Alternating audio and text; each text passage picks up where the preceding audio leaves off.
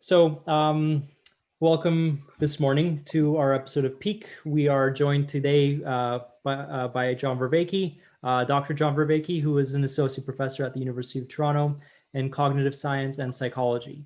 He is a very good and old professor of mine. I've learned a lot from him, taken many courses back in my undergraduate education. We've collaborated recently together, working on a paper, and we're excited to talk today about human transformative experiences. So, John, why don't I start by asking you to just briefly introduce yourself, tell us whatever is important for us to know, and tell us what your thoughts are generally on human transformative experiences. Okay, as you mentioned, I'm a cognitive scientist, cognitive psychologist. So I do work on a range of related topics. I do work on the nature of intelligence and the nature of insight and the nature of consciousness and the nature of mindfulness and wisdom and related phenomena like flow. And all of those involve a transformative experience often as sort of a crucial stage or moment within how people perhaps get, become more wiser, become more insightful, etc. We can go into the specifics in detail. And why I'm interested in this constellation of things is, first of all, the science is now emerging around these topics were topics that were not usually even discussed in psychology until very recently. But now all of these topics that I've mentioned are taken very seriously, and there's significant cognitive psychology being done around them, even now neuroscience being done around them. And at the same time, within cognitive science, there's been a whole shift in a framework that emphasizes what's called 4E, I sometimes say 5E, aspects of cognition, that cognition is inherently embodied, enacted, embedded, extended, and I often add in exacted. And putting in that right away brings back again the idea that cognition, it's not that cognition just happens to develop. Cognition functions by developing, and in developing, it's functioning. It's a dynamical model of cognition. And so the science and the broader cognitive scientific framework are there to talk about these topics. And then that, to me, is overall relevant because I think these processes are central to people cultivating a good life, to cultivating especially meaning in life and a sense of agency and autonomy and connectedness. And our culture is, I would argue, and I've put out a series about this at length where I've argued it both historically and scientifically, our culture is going through what I've called the meaning crisis, and it seems to have really resonated with a lot of people, this idea that we are hungry for meaning in life. We're not clear what that hunger is. We've lost a guiding religious framework for many people, and the current scientific technological framework really doesn't help us that much with that specific project. And there's all kinds of symptoms of this meaning crisis. And part of it is historical. There are historical factors why we've fallen into the meaning crisis. Some of them are perennial.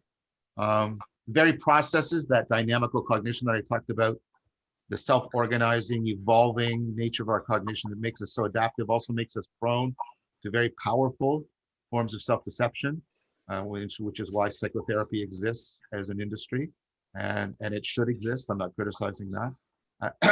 And so across time and cultural setting, groups of people have cultivated ecologies of practices for trying to ameliorate the self-deception and afford those connections that make them feel that connections to themselves, to other people, to the world, that make them feel that their lives are meaningful. And that went by the word named wisdom. And yet people have a sense that they need it. It's almost a Socratic sense, but they don't know how to do it, how to cultivate it, because that ecology of practices and that very orientation towards wisdom require a sustaining and supportive worldview, which they don't have. If as many people, the established religions are no longer viable for them. Those religions talk about wisdom, but they don't talk in a way that seems to matter or catch or be viable to people as they're living their lives nowadays.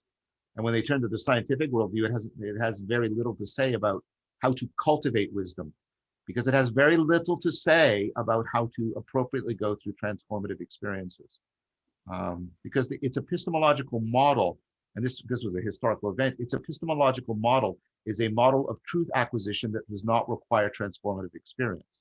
If you go back before, the late Middle Ages, there was the idea that the deepest realities can only be realized, and think about that word, the deepest realities can only be realized by people undergoing significant personal transformation, that only through transformation could we conform to the deepest realities that we were, and you saw this in theology, for example, and in philosophy.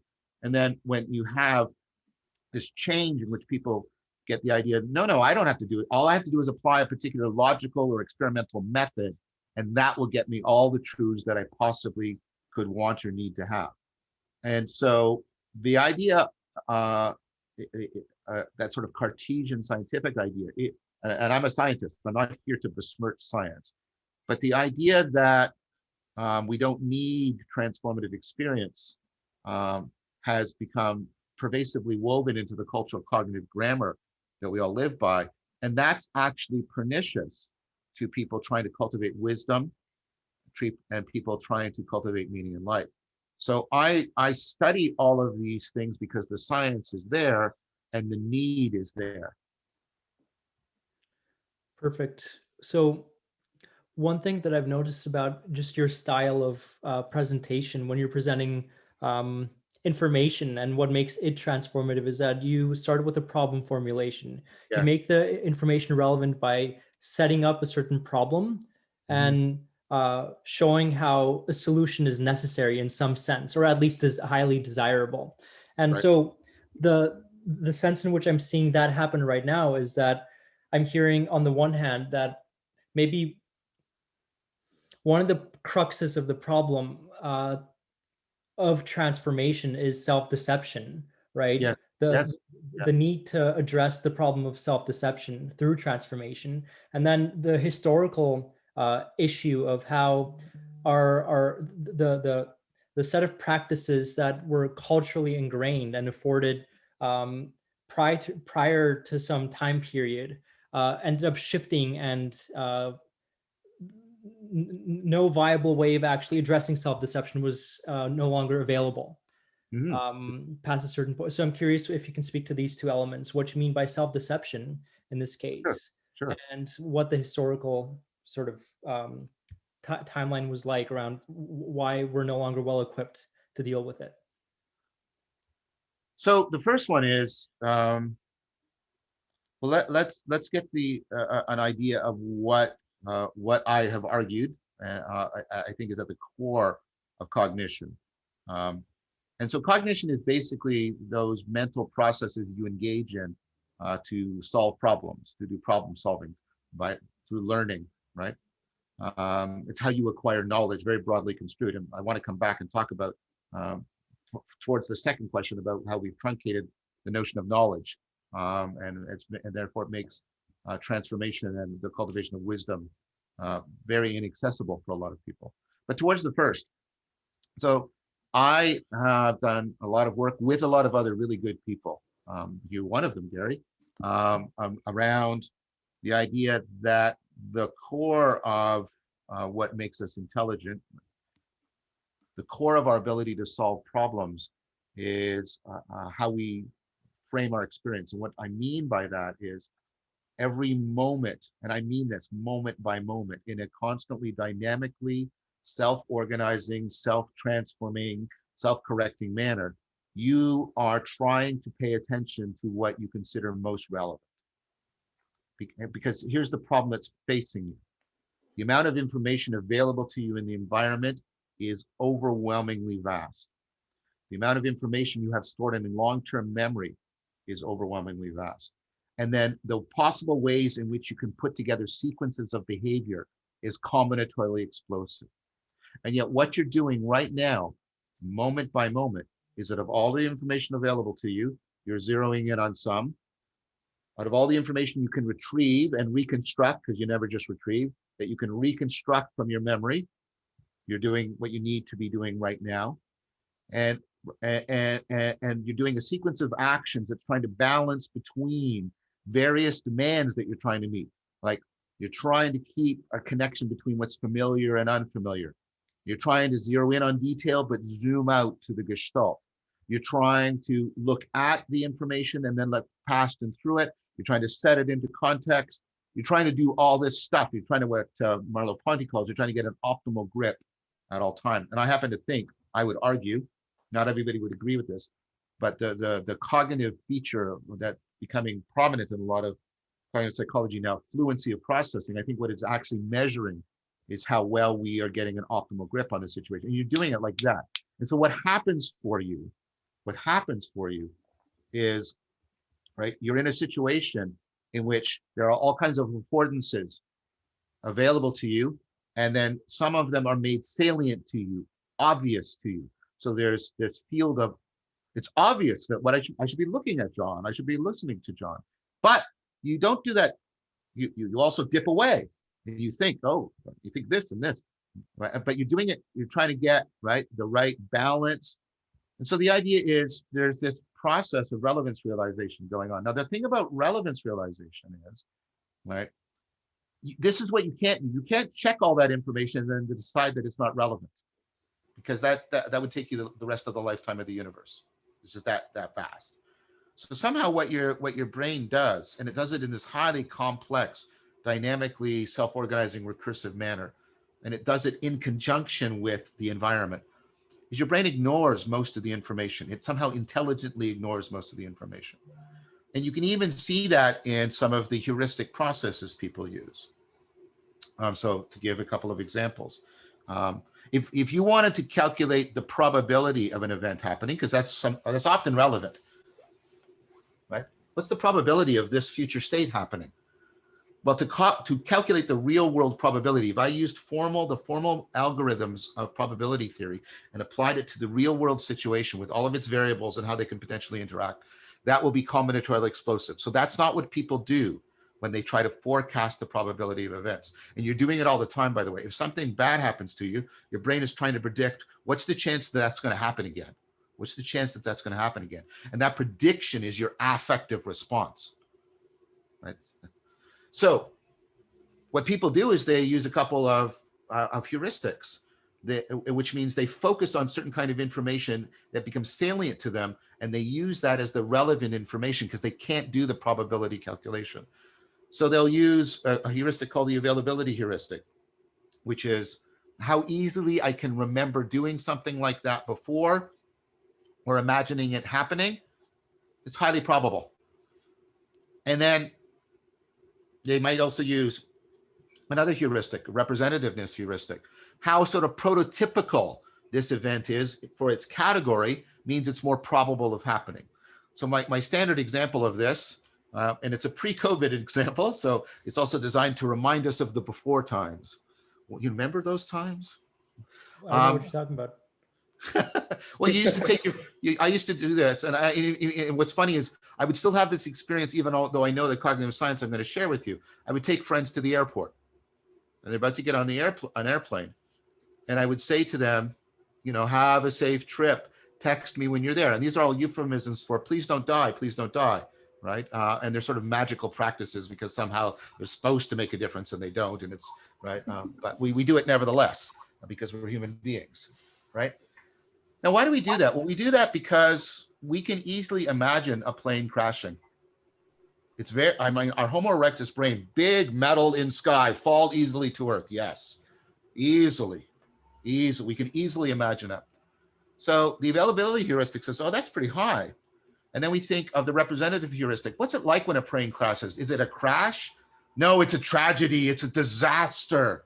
We use these prototypical words for it, meaning of the category, this is one of the most representative. And so, oh, wow.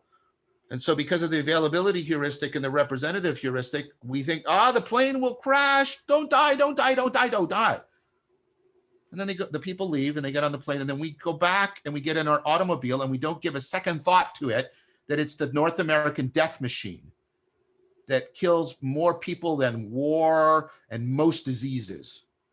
And we don't give it a second thought. We don't give it a second, because when it's a car crash, it's probably not even reported, and it's a crash or an accident, right? And because we're in the steering wheel, we find it hard to imagine that we'll get in an accident because we're in control and I don't make mistakes. So what I'm showing you is the very processes that make us adaptive. Well, how does it make us adaptive? It helps us avoid combinatorial explosion.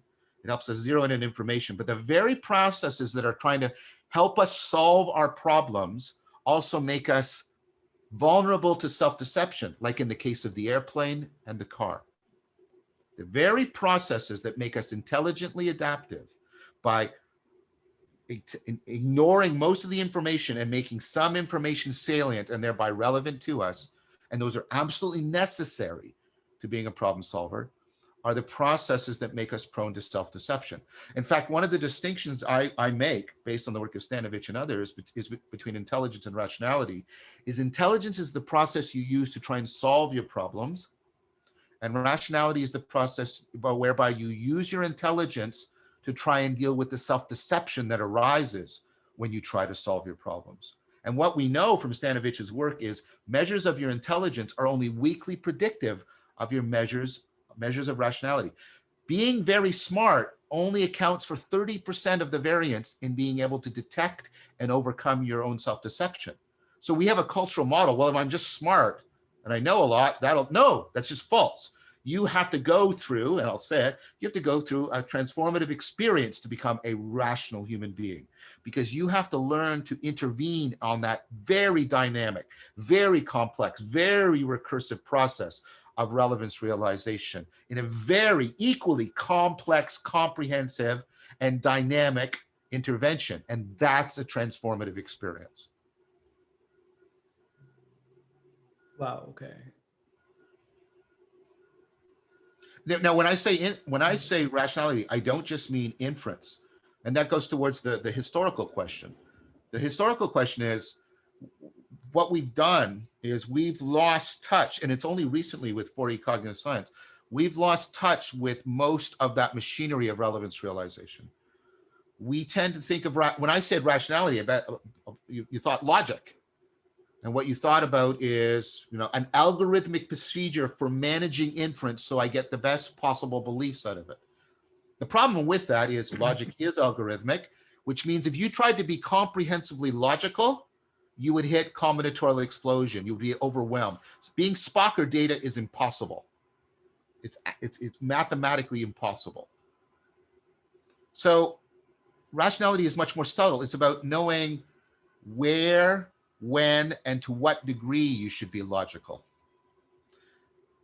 And it's also about realizing that you're not just self-deceived in how you infer your beliefs, you're self-deceived in how you apply your skills. That's your procedural knowledge.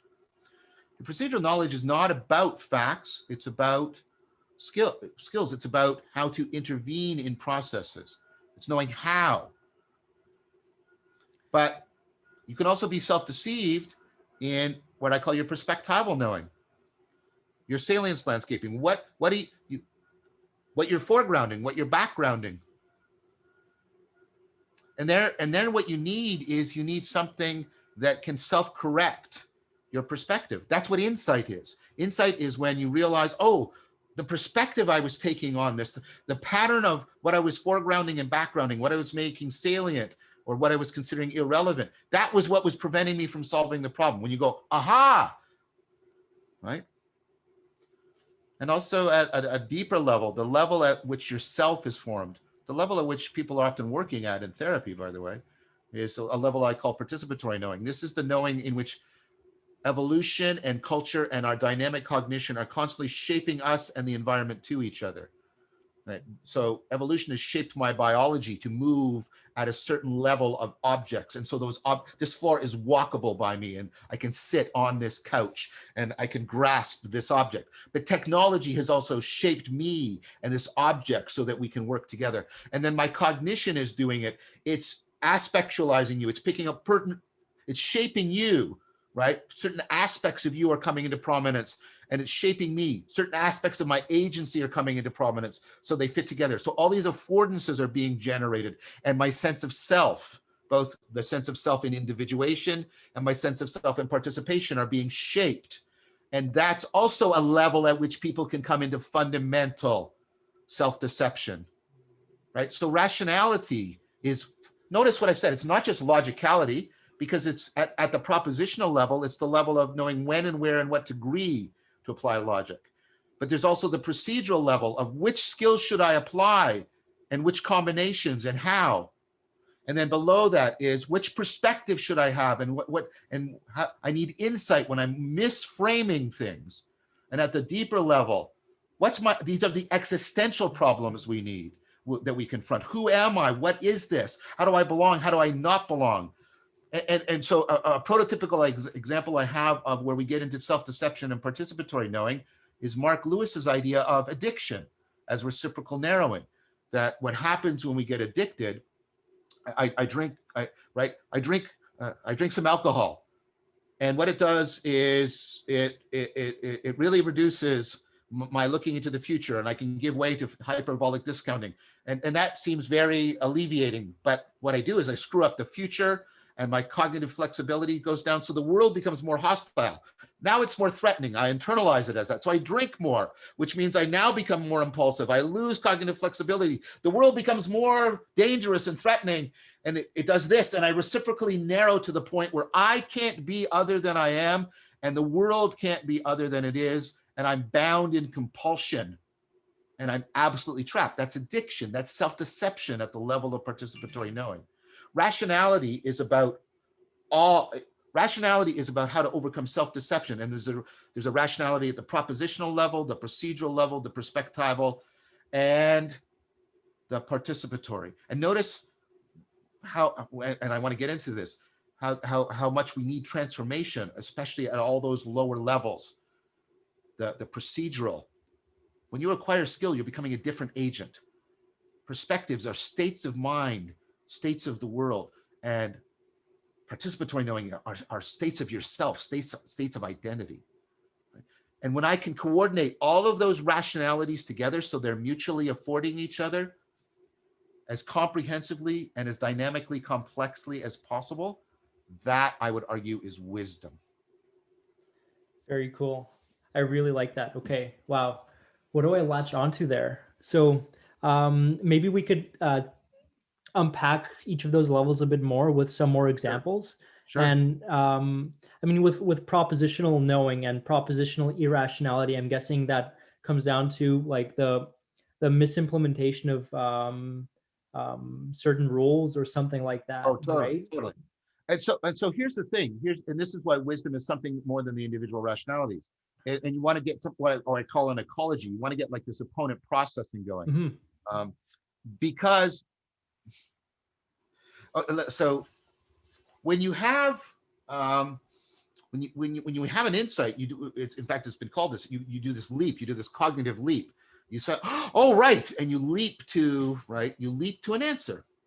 And you need to leap because you're in a frame, and you have to break that frame and go to an alternative frame. And so there is no inferential move there, because you have to break the frame, a pattern of what you consider relevant and salient, and adopt an alternative one. But here's the thing. That machinery of leaping is also the machinery that makes you jump to conclusions when you shouldn't. So a lot of time people will jump to a conclusion because they're using the insight machinery. So, here's a pond, right? And there's a lily pad on it. And every day the lily pads double in number. And on the 20th day, the lily pad completely covered the pond. On what day was the pond half covered by lily pads? And people say 10, or at least they initially think 10. There's a thing in your head that goes, oh, the 10th day, halfway through. No, the 19th day is when the pond was half covered, because when you double a half, you get a whole, right? But the insight machinery jumps to the conclusion, and it interferes with the inference machinery.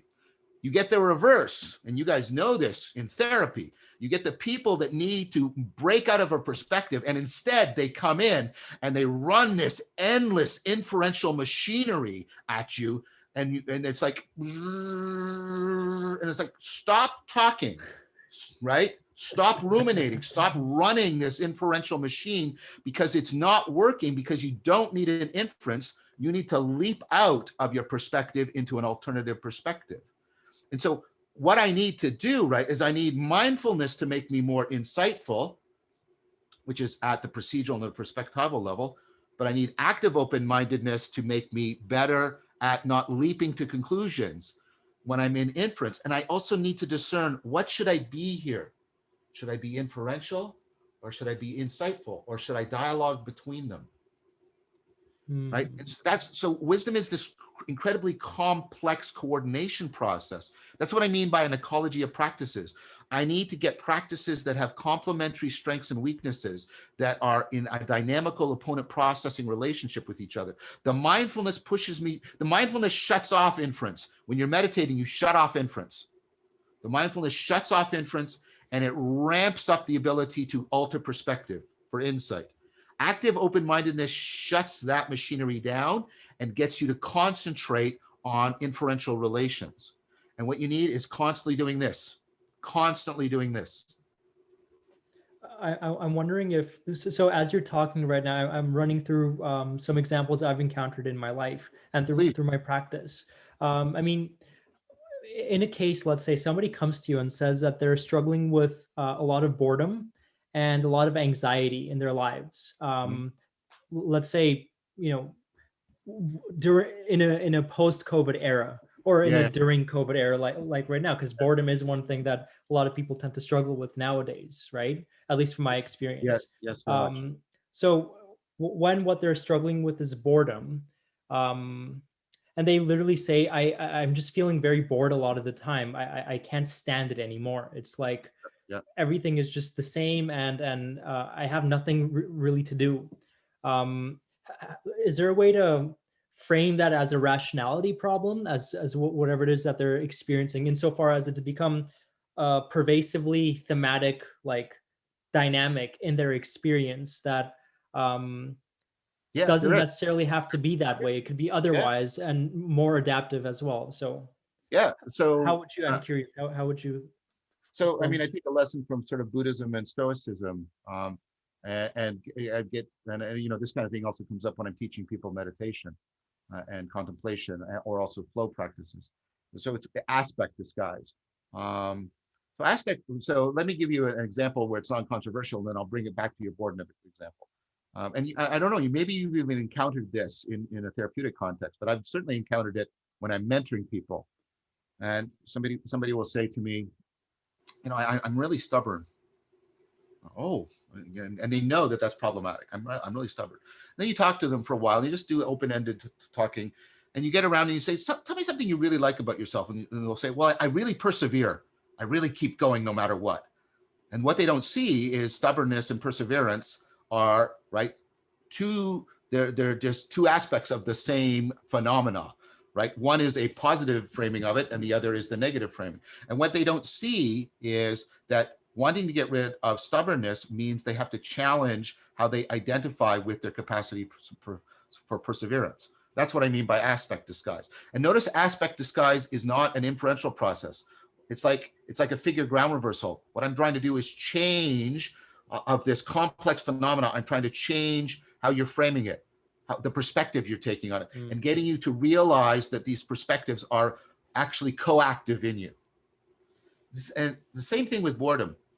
So people are bored because I would suggest, now, sorry, that's too hubristic, too pretentious.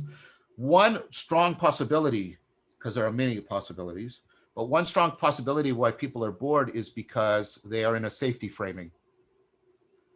Right? So safety framing is, I feel threatened, and I feel threatened by this invisible thing, or I don't like feeling afraid or vulnerable.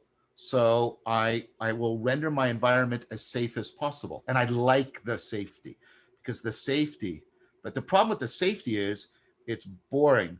And then when you're bored, what can often happen is your brain will start to like bring up, well, this is wow, the brain has this wonderful thing it does, was Wow. you're not doing anything really important right now. Let's do some internal processing and see, and then that can provoke anxiety because that could lead to vulnerability. And so that's why the anxiety and the boredom, I would say, can spin on each other. And then what you have to get people to see is, if you want your life to be interesting, inter-essay, to be within something, you have to be vulnerable. You have to be vulnerable to change. You have to do things that are in some important sense emotionally or even existentially risky to you. You have to do things, you have to put yourself into situations where error matters. By the way, situations where error matters are the only situations in which you can find flow, by the way.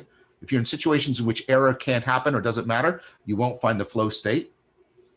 So you have to get people to say, what could you do right now within the safety of your own home that would at least be risky and vulnerable? I'll give you an example. I didn't do it this way, but it turned out this way. So I got to see it in hindsight. So when COVID took off last March, April, one of my good friends came to me and he said, you should, because you've been teaching the meditation and contemplation courses for years, you should do an online version. And I didn't want to. I knew it was the right thing to do and I wanted to help. So I did it. But I didn't want to because that's exposure. There's a lot of exposure there, right? And similarly, when another student of mine, a former student, approached me and said, I think you should do, put your course online, The Meaning Crisis. The first months were hell for me because I felt so exposed, so vulnerable. But in both those situations, my life became dramatically much more interesting to me. So what's challenging and what would be the challenge for the therapist? See, I have selection bias, right? I'm in contexts where people are in meditation and they're already committing to a process of radical self-transformation, at least at some level, right? So I have an advantage there that, they can just pose this challenge to people and they will often undertake it. But perhaps there's a way of, within that context, getting people to say, you're aspect disguising. You can't identify with the safety if you want to challenge the boredom and the anxiety. It's not possible. So can you do something that's going to make you feel not exposed, that's too strong, but vulnerable to risk? Then your life will be very interesting. That's why it's a curse in Chinese, right? May you live in interesting times. It's a curse. Because okay. Yeah, because living in interesting times means you're vulnerable and you're undergoing significant threat and change. So, I mean, there's two responses people have to threat, and they're both adaptive. And so I want to say one is security. You try and make a secure environment. So you basically try to shape the world. The problem with that is you'll be in a boring world if you do it too much. The other response is courage. The other response is to say, I'm going to commit myself to becoming strong enough to deal with this threat, this challenge. Right.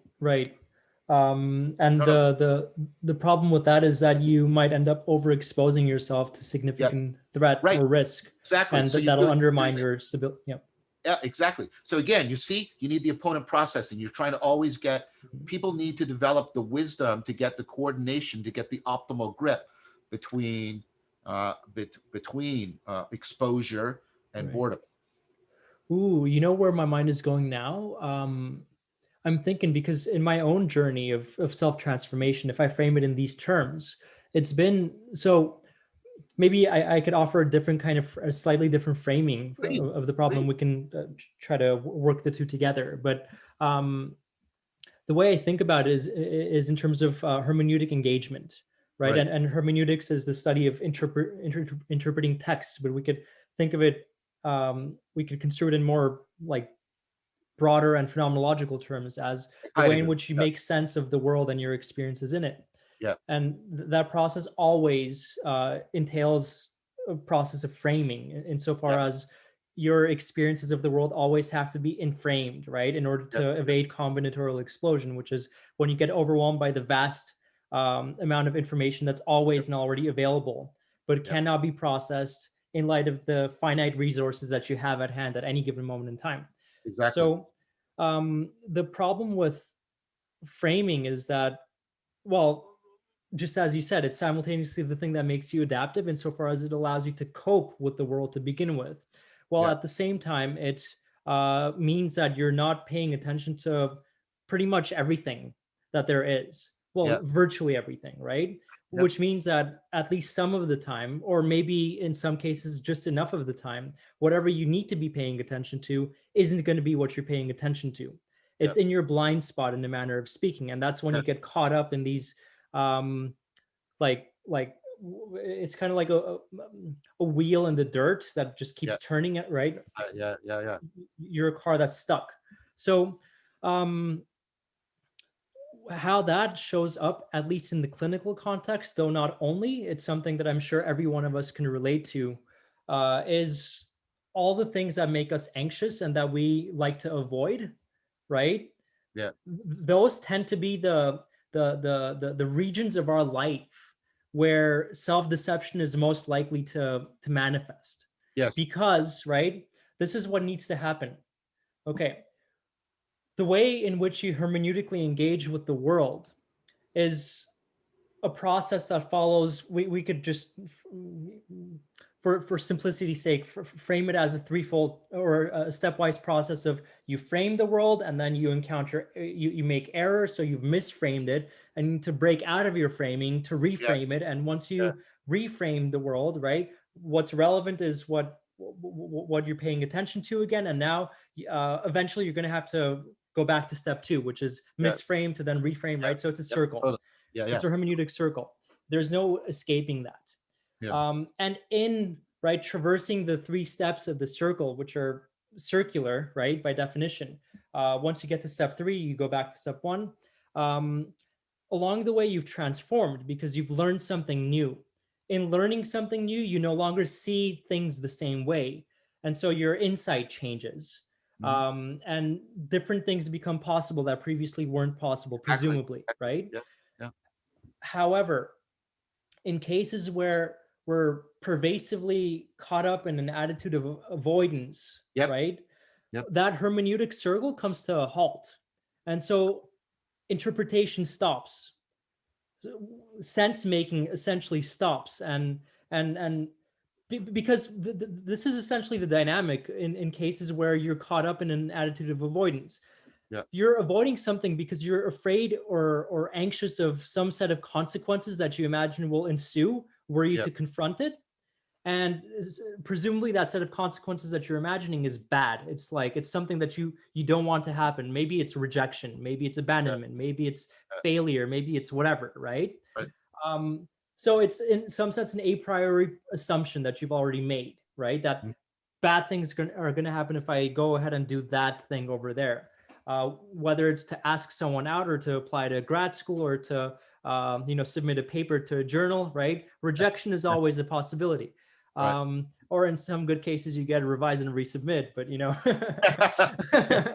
so so when you stay stuck in that, stay caught up in that attitude of avoidance, what you're doing is you're fundamentally ridding yourself of the possibility of being proven wrong. Mhm. Mhm. Because what's always there, and at least as a possibility, right, is the Mhm. possibility of you learning, right, that whatever it is that you were afraid of happening might not necessarily happen. And even if it does, then you might still be okay. Yes. Yes. And so in some sense, your sense of agency and your perception of your own agency too becomes warped and distorted when you get caught up in an attitude of avoidance for too long. And it's that reciprocal narrowing that essentially happens that you were Yeah. talking about, that Yes. you referenced earlier, where Yeah. I right, that's the trap of self-deception and avoidance and anxiety, that it becomes self-reinforcing Yeah.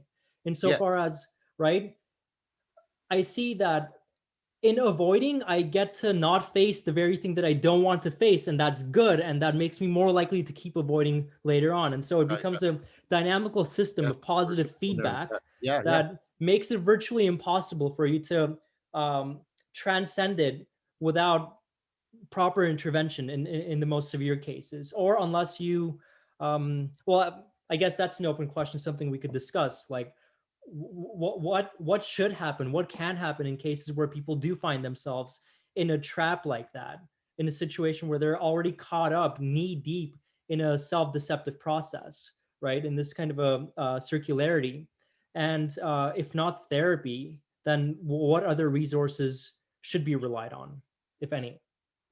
That's But excellent. anyway, that's just some set of questions and some No, thoughts. no, no, So no. I think it was good. I tell think, me what you think. well, first of all, I think I would tie the hermeneutic circle and the reciprocal narrowing together, right? The hermeneutic circle. You said it stops. The image I had more is that it does the reciprocal narrowing. It tightens, right? In that they're Oh, still that's a doing good point. they're still Yeah. doing relevance realization, right? But it's that it gets into that reciprocal narrowing kind of thing. Um, I think when I was talking to Mark about this, Mark Lewis, I was actually at lunch with him, again pre-COVID, and I said, well, if there's reciprocal narrowing, there's reciprocal opening, and it's sort of like, right, because his work is on addiction, the neuroscience of addiction, and so he hadn't thought to, its existential import hadn't occurred to him. But I said, but there's reciprocal opening, and then what I've argued is I think the best account of reciprocal opening are found. The best accounts are found within the wisdom traditions, and that one of the best accounts within our own wisdom tradition. And by the way, the West, whatever the hell the West is, the West has a wisdom tradition. It's the basically the Platonic, Neoplatonic tradition, and Plato has a great model of what reciprocal opening looks like and how to train it and how to practice it. And so I'm going to say something that sounds flippant, but outside of therapy, what people need to do is cultivate wisdom, because wisdom is a way of affording reciprocal opening. So let's look at, the two things that Plato was really concerned about, right? He was concerned about trying to get an important sense, an important capacity for self-knowledge. And Plato doesn't mean your bloody autobiography, the thing we are so fixated on because we desperately need to show that it's absolutely unique so that we're special in the universe and all that narcissistic bullshit.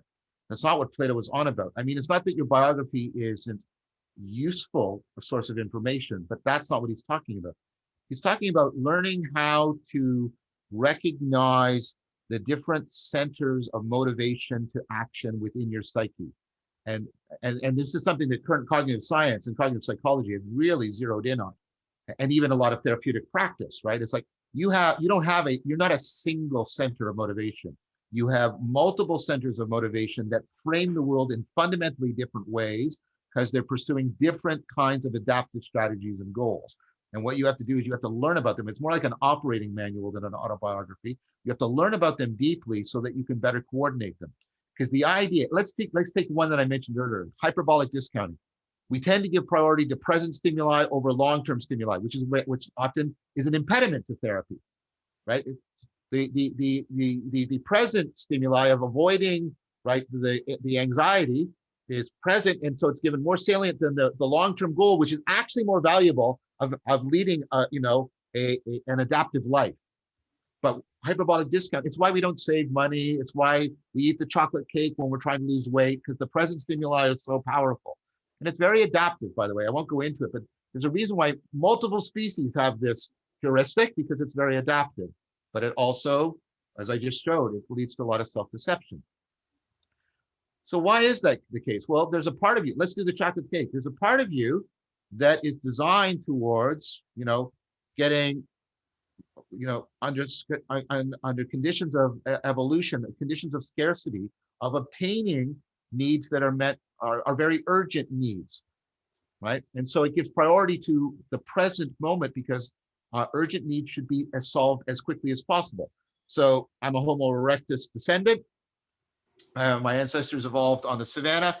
So getting sources of sugar and fat, if I come across them, I'm going to gorge, because and they're literally gorgeous to me, like a gorge, right? And then you gorge on things, it's all related, right?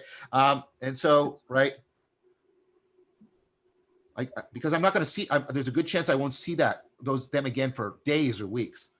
So it's very adaptive.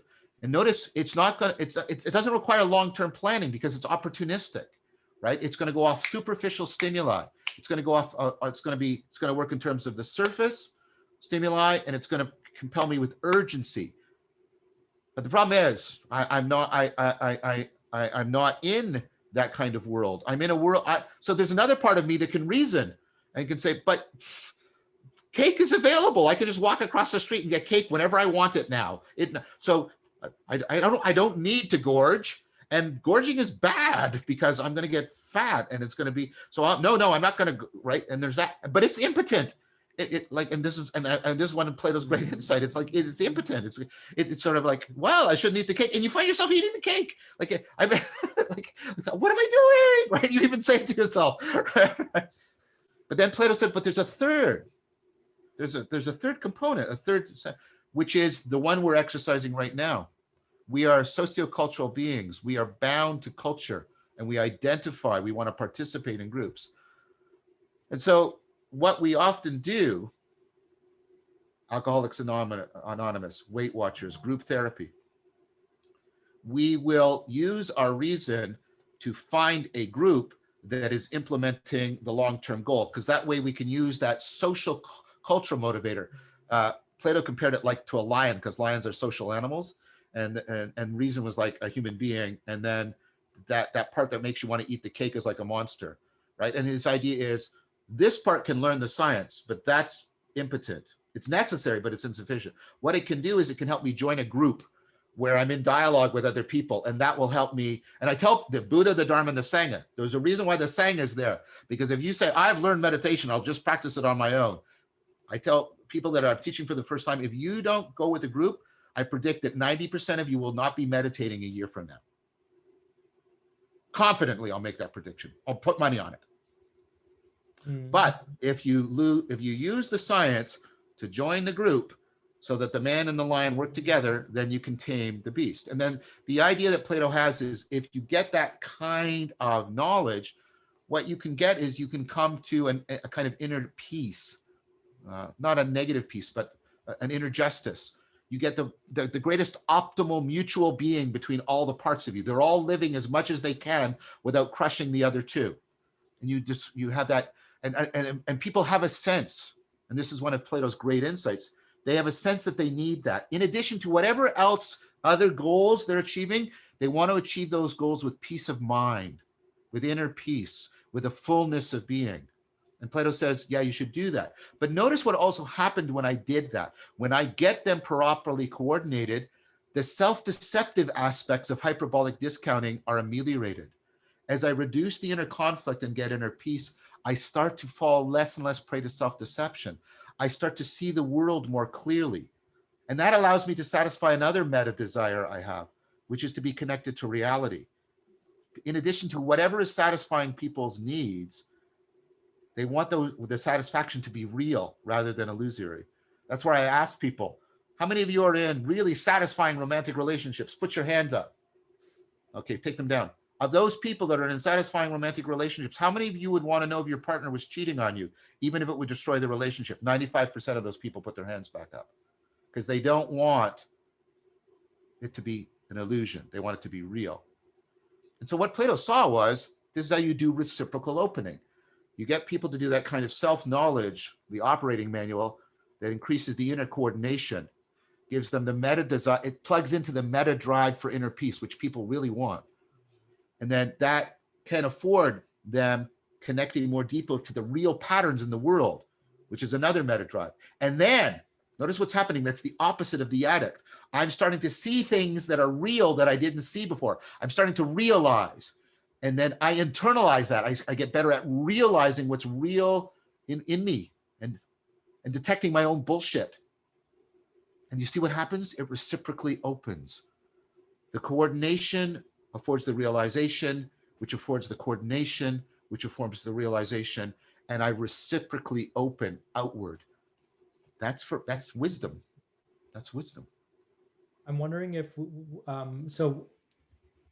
this is where my mind went, actually, that in the case where you're trying to optimize the trade-off between hyperbolic discounting versus so short-term versus long-term goals, essentially, right? Exactly. What I find takes place in the therapeutic context a lot of the time, that's a pervasive source of distress, actually, isn't to the degree or not people are able to prioritize their short versus long-term goals, though that's important, but there's also an element of how they act in ways that, how should I frame this? There's a sense in which people's actual self-presence and the way they manifest themselves and carry themselves out in the world, it eludes their self-image, their self-understanding. And a lot of this actually has to do with their own sense of being in touch with their own emotions and emotional life. And their own, I think a lot of what's coming to my mind right now was already there in what you were saying. Totally. Right? Yeah. And our culture's fixation, and it enculturates people that yourself is your autobiography, is exactly what I was saying. No, you have to move away from that, right? That your self-image is largely the thing that you are deriving from and trying to write into existence through your autobiographical processes. And that's different from the kind of Socratic self-knowledge I was talking about, as you said, getting in touch with your emotion, getting in touch with the machinery of your agency, rather than with the story of the actions of your agency. Those are two very different things. Retelling the story of my agency is nothing like getting an awareness, and an awareness that allows me to connect and intervene with the mechanisms of my agency. That's totally the case. So, and also, but it's also forward. Well, let me say one more thing, and then I'll let you go. But it's also like that framing is symbolic, symbolon, join two together. Let me give you, and it's a hyperbolic discounting manner, and then I'll bring it back to what I think is the therapeutic context, right? This was done by Brady, or was it Brody? I can't remember. So you go into a university where there are trained academics. These are people who are trained to think rationally and blah, blah, blah, blah, and all this stuff, long-term planning and pursuing a reason, right? And you teach them about saving for the future. And you give them all the argument and the evidence. Oh, yes. Whoa. You come back 6 months. How many of you are saving from the future? None of them. None of them. And so it's like, I want you to think about yourself in the future. And then what people do is they'll think about the context. They say, no, I want you to picture yourself in the future. And people don't like, what they found is that people don't like their future self picture because it's an old, ugly, disease-ridden person. They don't like to identify with their future self. And that overrode all of the planning for the future because they don't care about that guy. Because they don't want to care about that guy, because they don't want to identify with that guy. And what they did was they did a strategy where an aspirational strategies, think of that as like a grandfather. Think of that as somebody from your family, that older person you really love and how much you really like to take care of them. And really start to frame it and really bond with that guy. And then what happens is people start saving the money. Start saving the money. So it's not only the self-knowledge that's, and this is the point that Moore makes in his book on Socratic self-knowledge, it's not only the machinery of agency kind of knowledge we're talking about, it's also the aspirational, right? How well are you identifying with your future self? And I would propose to you that both of those are off kilter, probably in a mutually reinforcing fashion when people are in a therapeutic context. Because there's two ways that can be. I can really like that future self and it makes me hate this one, or I can really like this one and I'm afraid of that one some way. right? Like, I can't possibly be that. Oh, mom wouldn't like that, or something like that. Right, right. And it seems like that's another source of self-deception actually in Yes, people's lives, that there are ways of being, and there are different versions of oneself that one may already be, that one would rather not acknowledge that one already is. yes, And yes, that ends up being sort of like all the things that, and this is what the shadow self really is, right? From the considered from yeah, the Jungian tradition, all the right, things that you sort of like are or have the potential to be, that you really don't want to face because of all the anxiety that gets provoked from facing that. Like, um I'm someone who can be really mean in some contexts to some people. yeah, For example, taking that possibility, and if you don't identify as a mean person, and in fact, if you have very strong feelings against being mean, then if you're not careful enough, then in contexts where you do end up being mean or acting in mean ways, you might actually yeah, yeah, neglect that part of yourself. yeah, And this is a lot of what ends up happening in relational contexts yeah, yeah, in people's lives, where they there's a lot of strain and tension in their relationships, whether with their family members or their romantic other or whatnot. And they see the other as the cause of the yeah, problem in the relationship, that the other is being annoying or irritating or yeah, yeah, mean or something like that, when in fact they fail to realize that they're playing an active part in constituting yep, the relationship yep, in its present form, yep, that it's just very difficult to acknowledge yep, that, because the moment you acknowledge that, you have to first accept that you're not as good a person as you would like to be. yep, But then you realize that kind of no one is, and this is just what it means to be human, to be yep, imperfect, and to have yep, very right. I don't want to say to, to to be a source of malice and ill intent in and of yourself in some yeah, sense, yeah, to yeah, some degree, right? And then to take responsibility over that, which means knowing how to apologize, knowing how to say, I'm sorry, can you forgive yeah, me for what yeah, I've done? yeah, Because that puts you in a vulnerable spot, right? The moment you apologize, that yeah, puts you in a very vulnerable spot. And the chances that you'll get burned, especially by the people that you've been burning without acknowledging it for the past 5, 10 years, yeah, very when great. you're in that spot, that's reason enough to avoid putting yourself in that spot too. Yep, yep, So self-deception is a very multifaceted thing, very, and it's very very, difficult to, especially when you find yourself in those kinds of situations. But what's the alternative? At that point, the alternative is either to keep self-deceiving, to not own up to anything, or to maybe to keep an open and curious mind, that maybe the possibility well, to transcend that position is there, and you by paying attention you could learn something new and keep the hermeneutic circle going.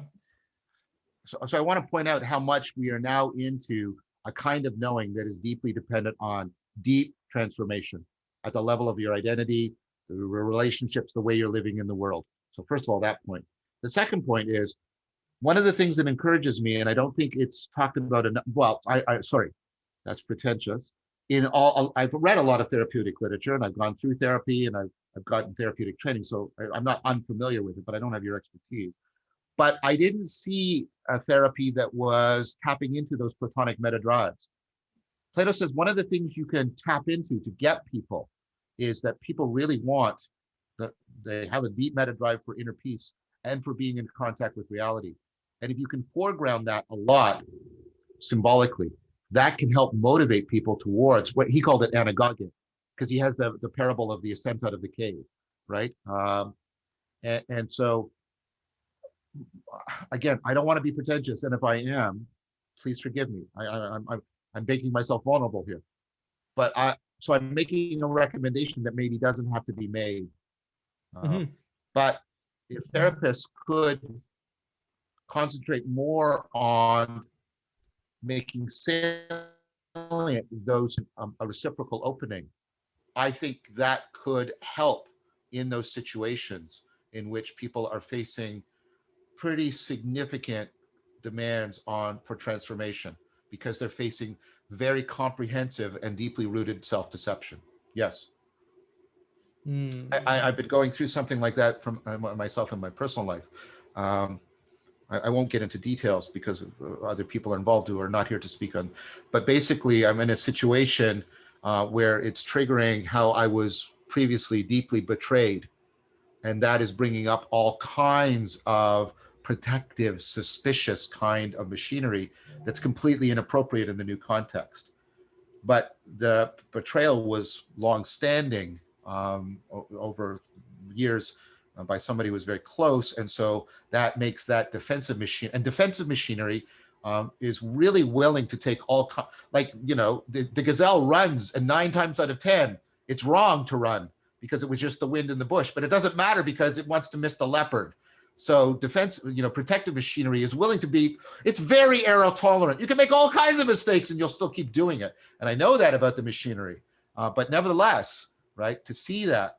And so tapping into, it's been helpful to me to tap into a counter risk, which is, in the end, I don't want to put at risk my peace of mind and my connection to reality. And I keep tapping into those and touching those to counterbalance this machinery that just wants to come into existence again. John, thanks for raising that question, for sharing what you just did share. What I've noticed in those kinds of situations is when we're getting defensive about something, it's like the old psychoanalytic dictum that which you do not put into language, you act out, right? Yeah. Yes, so yeah. What defenses are a sort of acting out of, yes, my needs aren't being met and I feel threatened that I'm in some way going to be undermined or put down or rejected by someone that matters to me. And so I want to connect this to another point that came up for me in what you were saying earlier. The kind of self-knowledge the kind of Socratic self-knowledge that I think is at stake here is something that I think certain therapeutic modalities do accentuate and emphasize in their practices, especially the humanistic and experiential therapies. Sure. Which, and I was cautious. I didn't want to. Oh yeah. Not overpronounce. Yeah. I'm not sure if you're familiar with Irvin Yalom. I know of him, but I haven't read him. He's got some really nice novels that he's written about his practices of group psychotherapy. And I think Suraj has read some of that. There's one called The Schopenhauer Cure. It's a really cool read. I actually recommend this to anyone who's interested in very existentially themed books. It's basically about a therapist who gets diagnosed with cancer. And he's running a group actually with 7 or 8 other people. And he ends up disclosing this about himself to his group members. And the story tracks the progression of the group psychotherapy over the course of a year from the point of disclosure. And anyway, it's a very cool story. I recommend it. But the point that I'm trying to make here is that what Yalom talks about and what these psychotherapy modalities sort of emphasize is what's called process. Mm-hmm. Now, this is similar to the distinction you make between product and process. Yes. Though Yalom talks about it as process versus content. Right. So it's kind of like, okay, John, you're my therapist. I'm here because I'm anxious, and these are all the things that are making me worry, and I don't know what to do. Right? That's content level descriptions. Yes. A process level description is something like, if I keep coming to you with the same set of problems and describing the same set of things, and when you point these things out to me and I just brush them off, then you might be like, oh, Gary, I'm noticing that whenever I try to make a suggestion, I almost feel as though you're just brushing it off. And it feels to me like someone in my position might experience this as being maybe stubborn or demeaning or condescending. I'm wondering if you're aware of the impact that action has on me.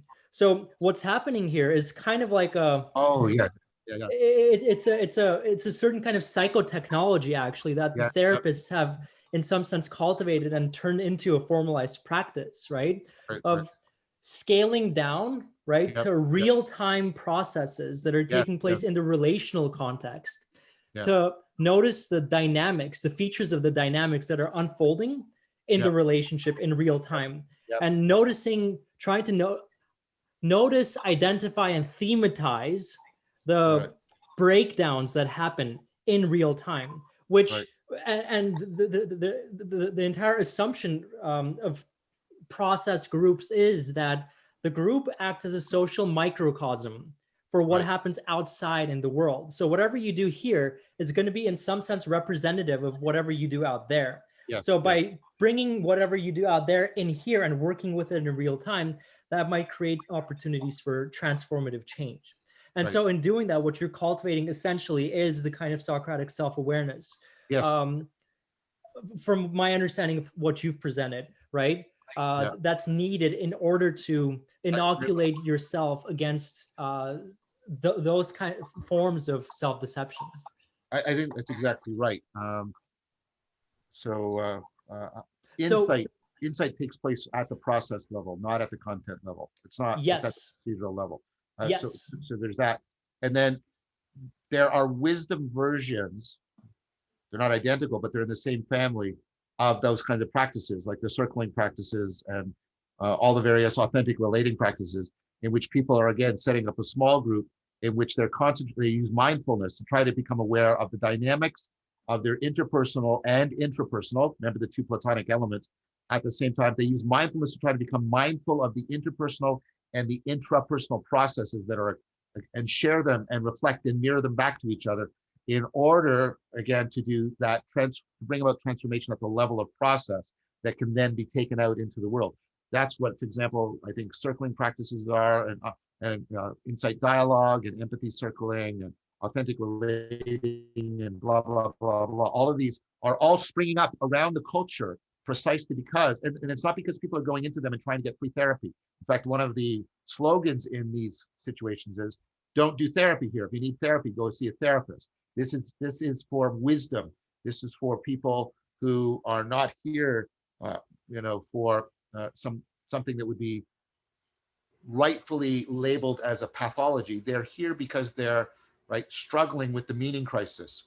They're struggling with the way the culture, not them, but the way in which the culture is significantly inadequate to them. And although those are analytically distinct, I know that they can be confounded together. But there is also benefit to deconfounding them and realizing that your issue might not be over here, or it might be, or at least separating this issue from this issue over here, the meaning crisis, the cultural cognitive grammar is letting you down in profound ways. And so something analogous to group therapy, but it's not therapy, is emerging in the culture in order to try and facilitate that, scaling down to process dynamics in order to afford, I would go lower. It goes even lower into perspectival dynamics and participatory dynamics in order to afford people the really deep transformation needed for awakening from the meaning crisis. I actually think that maybe honing in on process dynamics acts as a sort of like channeling into, or a window into, the dynamics happening at all the other levels. I think it does. I totally agree. As a nexus point of sorts. Yeah, and an access point. Because at that level, that's when you confront questions around your own identity, questions around your own relationship to fundamental human emotions like anxiety, and things that are really disowned, like anger and resentment, and those things that people don't like to talk about but act out instead. While at the same time noticing your own process around how you process these things, which takes place in some sense at the propositional level, right? All the leaps to conclusions that you do make along the way.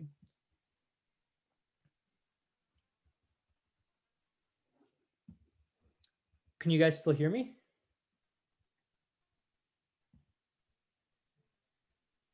Yeah.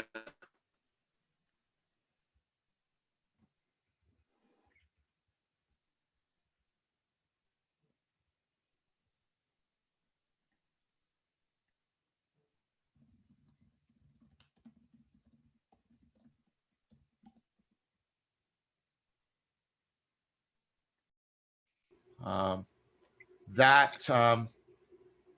Hello.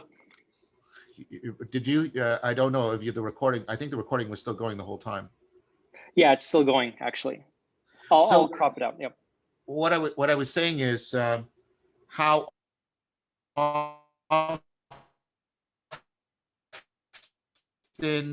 experience, and these are people almost always that are nuns, N-O-N-E-S, meaning they have no official religion, or they're post-religious, or they're committed to a secular worldview in some fashion, or and yet they will fall into this religious language to try and describe the experience that's happening to them. And to me, that's the part. I'm very cognizant of who I'm talking to, but I think the critique of positive psychology, that a lot of psychotherapy has been pathologically oriented and has not paid attention to positive psychology. I think that's a legitimate critique. Again, I am reserving that from you because I know you, and I know that's something different. But what I'm saying, what I'm trying to connect is when people experience and they are given to this spiritual or religious language, they're not expressing the relief from a pathology. They are expressing the positivity of self-transcendence, of excellence. This is a more excellent way, as St. Paul said. And I think that's important. That's another important thing to bring into this discussion. That and so I gave you a previous challenge to therapists, and this is another one. There is a danger, and I think positive psychology has articulated that danger of pathologizing what's going on when people are confronting the meaning crisis and thinking of therapy as the answer. You obviously know from everything we've talked about here that I think therapy is really important. I'm not denying that. But there's an aspect disguise here issue, which is we sometimes treat a hunger for self-transcendence as a pathology, and that is not always legitimate. People are because the way the affluence that they and I felt it myself, like you're given to the spirit, like it's like and there's a danger there too. I acknowledge that. You got to make sure you're independently training rationality, because if you just go in that without rationality, I think there's danger. But what I'm saying is, I think therapists have a cultural responsibility beyond their clients to counteract the mistake of treating all instances of the confrontation with meaning or a lack of meaning as pathologies to be addressed, as opposed to, I'll call it, a platonic hunger for self-transcendence that is not being met. Beautifully said. Well, first of all, I'm noticing just the time factor. We should wrap up soon. I want to say that we should definitely continue this conversation, and in our next dialogue, let's talk about the excellence aspect, actually. What I mean, one thing I'm wondering about, what might be like helpful actually for not just our audience member, but for us, is what are the kinds of questions we can ask ourselves that could provoke or prompt this sort of curiosity and wonder, right? That's necessary in order to get attuned to these aspects of our experience, to cultivate, right, Socratic self-knowledge, to inoculate ourselves more against self-deception, and to create the conditions, or to facilitate the conditions necessary for excellence in our lives. These are just some things that are going through my mind that I think we could talk about. Yeah, I mean, I almost want to. Those are really deep, and I almost want to postpone and make those questions what we'll start the next discussion with. So I'm glad we recorded them, because I think there are some important answers. In fact, one of the practice of dialectic that I'm trying to reinvent here from a historical interpretation of the past and the participant observation in these emerging communities, because they're all I say they're all trying to recapture what I call dialogos, which is an open-ended kind of dialogue that is about provoking insight at the level of process rather than what we normally do in dialogue, which is trade propositions about content. Right. And so, and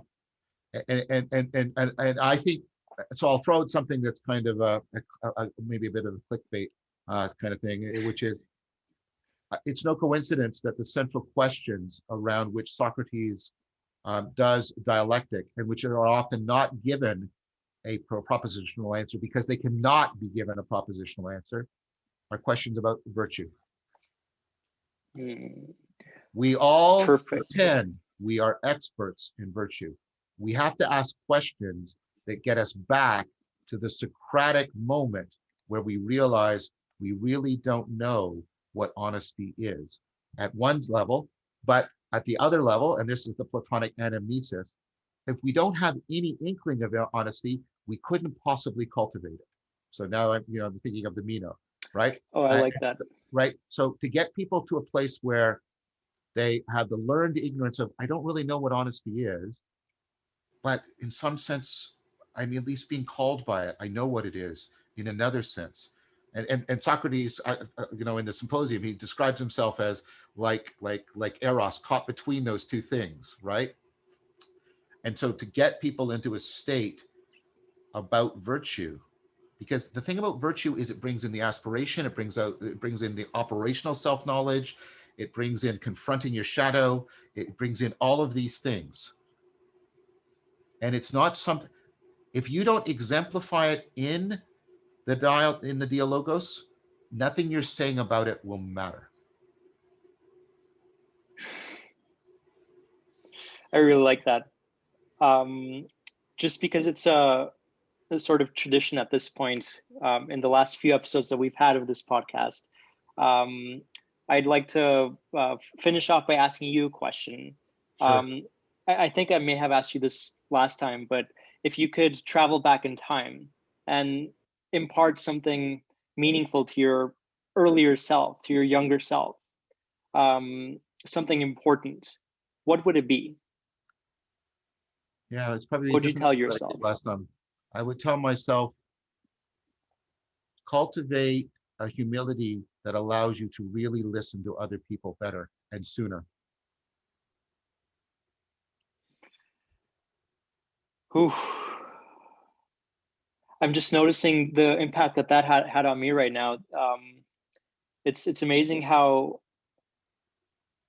gosh, I don't know if words can do it any justice, but it feels like this part of the interview is always the most vulnerable, because that's the part where what's being shared is like as close to the person's heart as possible. And I think it would be the most honorable thing to do, probably, to just leave it at that and let those words just resonate with whoever's listening right now. And what would it mean in every listener's own context, in their own lives, to cultivate humility, to be a better listener, to be more receptive in a more timely fashion to the people that you love, essentially. Yeah. Thank you for that, John. And well, thank you for receiving it so well. The last thing I'll just say for everyone else, I'm going to include a link to John's YouTube channel, where he talks about the meaning crisis, his research on relevance realization, and where he has posted and uploaded discussions that he's had with a lot of more intelligent and very interesting and wise people already. So check out John's YouTube channel, and thank you for joining us today on Peak. See you next time. Thank you very much.